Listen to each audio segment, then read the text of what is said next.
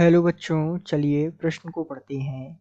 10 की घात -2 m acetic अम्ल के जलीय विलयन की pH 2.0 अर्थात 2 नहीं होती है, क्यों?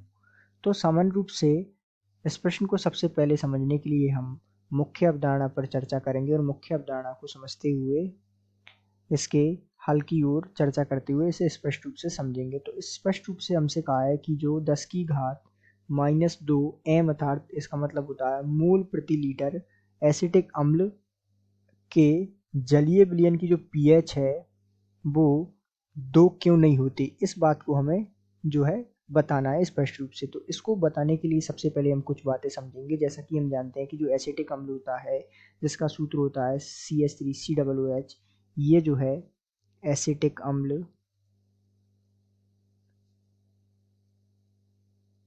ये एक दुर्बल अम्ल होता है, जैसा कि हम जानते हैं। तो दुर्बल अम्ल होने के कारण इसका जो वियोजन है वो 100% तो होता ही नहीं, क्योंकि दुर्बल है तो इसका वियोजन 100% होता ही नहीं। अतः इस बात को और यदि हम स्पष्ट रूप से समझे तो सबसे पहले आइए हम इसका वियोजन देखते हैं। जैसा कि एसिटिक अम्ल है CH3COOH, जब हम इसका वियोजन देखेंगे तो ये टूटेगा CH3COO- प्लस H+।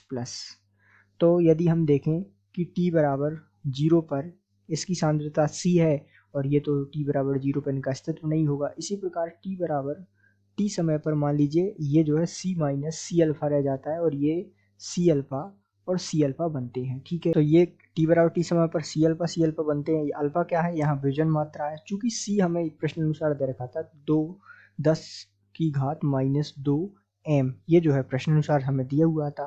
तथा यहाँ से हम H+ की सांद्रता यदि हम देखें तो ये होती है C अल्फा। ठीक है, तो ध्यान दीजिएगा यहाँ ये जो है 10 की घात -2 इंटू अल्फा होगा।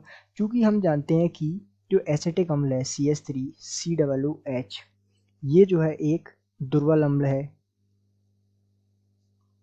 दुर्बल अम्ल होने के कारण इसका जो वियोजन है वो पूरी तरह से नहीं हो पाता। अर्थात कहने का मतलब है कि इसका अल्फा जो है 1 नहीं होगा, 1 से कम होगा। क्योंकि ये जो है एक दुर्बल अम्ल है तो इसका अल्फा 1 से कम होगा। इसका मतलब इसका जो H+ की सांद्रता का मान हमारे पास आएगा 10 की घात -2 इंटू अल्फा करने पर, तो ये जो है इसका जो pH है वो 2 तो आ ही नहीं सकता, क्योंकि ये मान हमारे पास 10 की घात -2 नहीं रहेगा। क्योंकि अल्फा का मान क्या होता है? अल्फा का मान 1 से कम होगा।